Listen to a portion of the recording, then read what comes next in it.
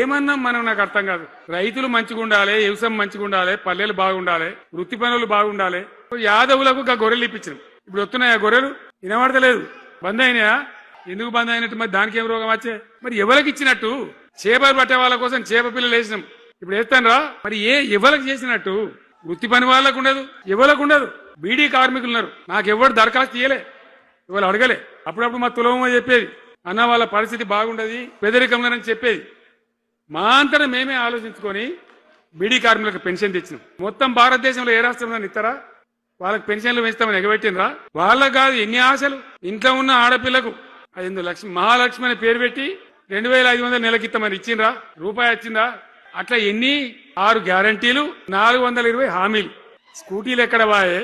స్కూటీల్లో మనలో ఇంకా స్కూటీలు ఎక్కడి? ఏమన్నా నచ్చినాయా? మరి నేను ఏమంటున్నా అంటే దయచేసి మీరు ఆలోచన చేయాల్సింది, ఇలా ఈ సభలో మాట్లాడుతున్నా మీరు వింటున్నాను కాదు, యావత్ తెలంగాణ వింటున్నది. తెలంగాణ ప్రజలందరికీ నేను కోరుతాను, నేను చెప్పిన నిజమా అబద్ధమా, ఏం జరుగుతా ఉంది తెలంగాణలో?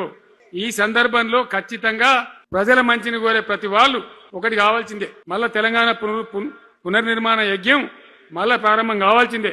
దాన్ని ఎవడు ఆపలేడు. జర గాచారం బాలేకపోతే దెబ్బతింటాం, అంత మాత్రం చేత ఆగిపోతామా?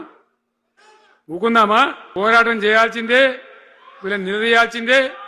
ఖచ్చితంగా తెలంగాణ పునర్నిర్మాణ ప్రక్రియ, ఆ యజ్ఞం మళ్ళా ప్రారంభం కావాల్సిందే. తెలంగాణ ప్రజలు గెలిచి నిలవాల్సిందే.